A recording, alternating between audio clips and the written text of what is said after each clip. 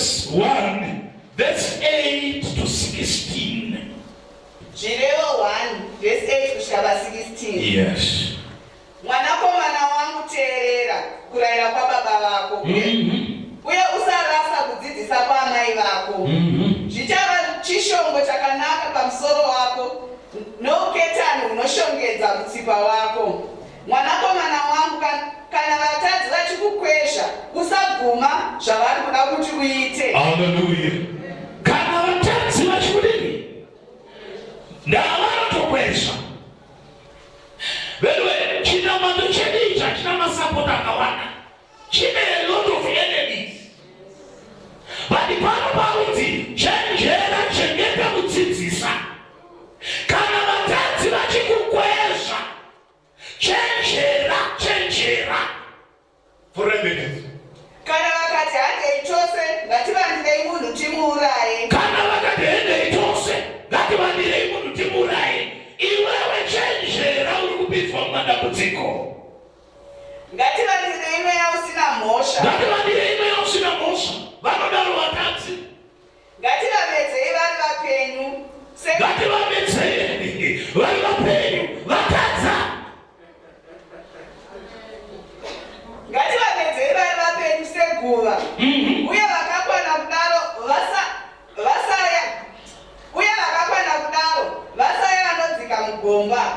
Tichawana marudzi ese ezvinhu zvinokosha, tigozadza dzimba dzedu nezvatichapamba. Haleluya, chikumbeni papa. Wese unyengeni unouya nebheti kapa. Tine vakapinzwa, regai ndikupei muenzaniso. Tine vakapinzwa munyaya dzekuzosvika pakusungwa naNasawira. Ndine imwe true story yandinoziva. Vanasawira vakapinda mumota yaSawira vavo. Yamisirwa chiSawira nevamwe vanasawira vake vari mumota varonga kunoita robari mune imwe nzvimbo. Ndokubva vadhiraivha mota ava vari kuenda kunoita robari. Vamwe ava vangori mumota vari kutyira kunofara. Vari kundosiiva mota yakapaka, vaviri ndokubuda ndokuenda ndokunoita robari. Ameno kuti zvakaputika sei ikoko kwavaenda. Zvakazoita kuti vabatwe. Pavari kumhanya, vari kuuya vachienda kumotokari. Kumotokari kuya, vese vanobatwa. Vanga vari mumota vasara, vari kuti manga masara, muchiitira kuti vamwe vanoita basa ravanga vatenderana naro. Pamutemo pane vanoti doctrine of common purpose. Inongobata nyangwanga usiri pasiri paparwa mhosva, asi inongonzi mama vakawirirana.